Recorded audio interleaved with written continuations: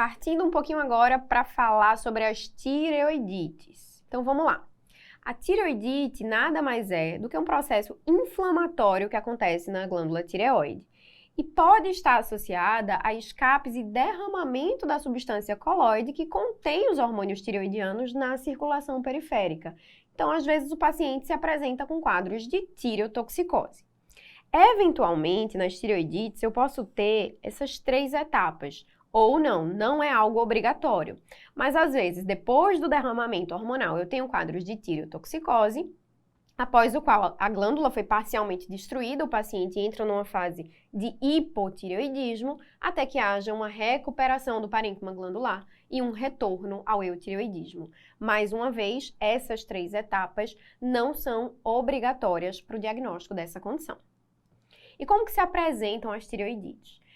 As formas de apresentação em aguda, subaguda ou crônica varia de acordo com o tempo de sintomatologia com que o paciente acaba se apresentando.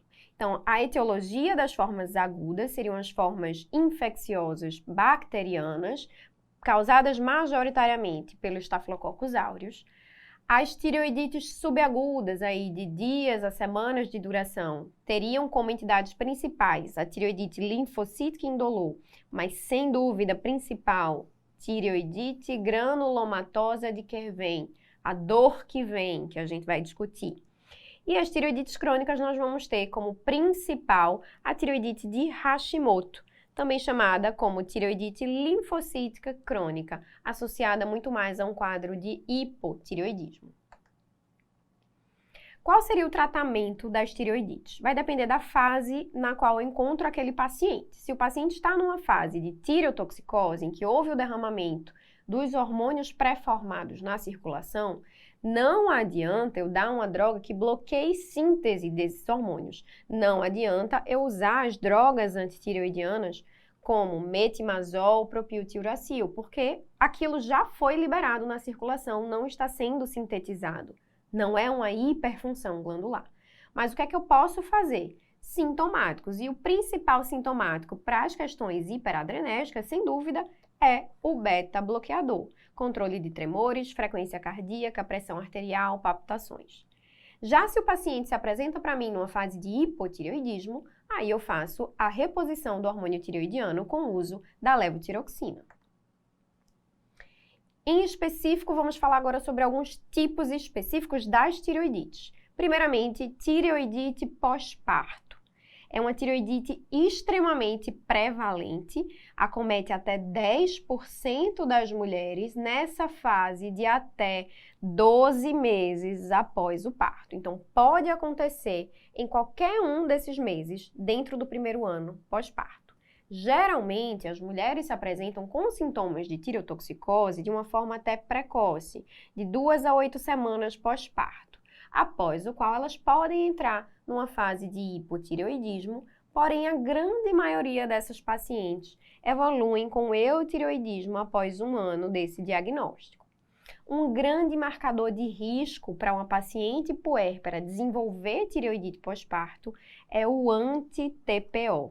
Então, a maior parte das pacientes que desenvolvem essa condição tem anti-TPO positivo. Por isso, acredita-se que tem uma origem autoimune. E qual que seria a cintilografia? Nos quadros de tireotoxicose, em que a paciente derramou aquele coloide na circulação, a gente espera que a captação do parênquima glandular esteja reduzida. E eu vou tratar a depender da fase em que eu diagnostiquei essa paciente. Beta-bloqueadores para as pacientes em fase de tireotoxicose, levotiroxina para as pacientes que eventualmente estejam na fase de hipotireoidismo e segmento de função tireoidiana para ver quais aquelas que vão se recuperar e ficar eutireoideias ao final desse ano. E essa tabela aqui é um ouro, tá? Vai falar um pouquinho sobre cada tipo específico das outras tireoidites. Então, a tireoidite aguda de etiologia bacteriana. Quando que eu suspeito? Muito rara.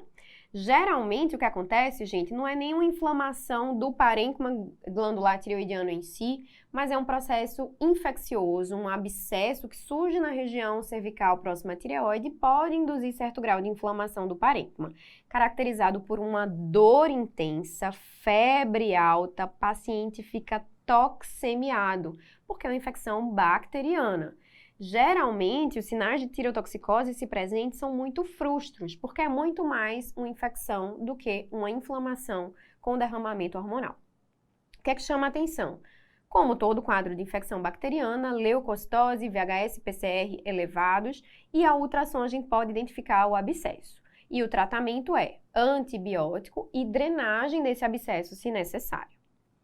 Já a condição que é muito importante de vocês saberem, de cós salteado, é a chamada tireoidite subaguda de Kervem, a dor que vem. É a causa mais comum de dor na tireoide, tá? Então, se caracteriza com a presença de dor intensa, febre e tireotoxicose. Geralmente, esses sinais aparecem após quadros infecciosos virais. Então, o paciente que teve uma infecção viral e depois aparece com dor cervical, febre, certa prostração, taquicárdico, sudoreico, com intolerância ao calor. E o que é que chama atenção nos exames laboratoriais? Presença de VHS elevado e tireotoxicose e disfunção tireoidiana. O que é que a gente faz? Como existe uma tireoidite, uma inflamação, nós tratamos principalmente com anti-inflamatórios, não esteroidais, podendo ou não associar corticoide nos quadros de dores refratárias ao anti-inflamatório.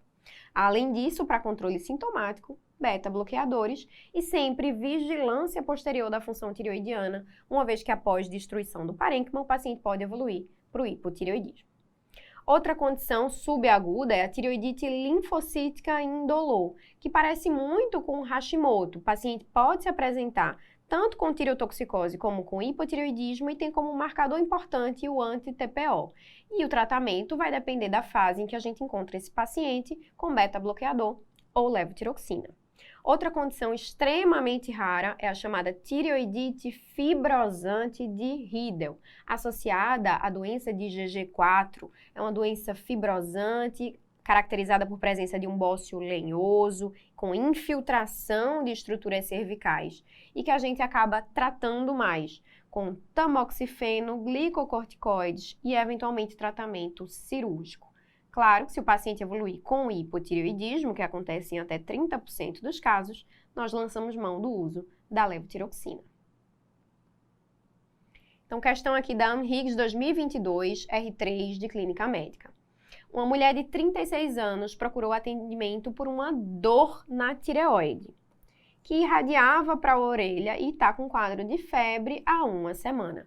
Ao exame, ela tem sinais de tireotoxicose, tremores de mãos, taquicardia e uma tireoide dolorosa no lobo direito, a palpação. Os exames confirmaram VHS elevada e um TSH suprimido. Então, gente, estou diante de uma paciente que não está francamente toxemiada, mas está com dor tireoidiana, febre, VHS elevado. Principal hipótese diagnóstica é uma tireoidite de Kervem, a dor que vem. E o tratamento dessa tireoidite é basicamente o uso dos anti-inflamatórios e tratamento sintomático dos sintomas hiperadrenérgicos com beta-bloqueador. Não há papel nas tireoidites para o uso das drogas antitireoidianas, como propiltiuracil, como tapazol, tá certo? Portanto, resposta da questão letra C, propranolol e nimesulida.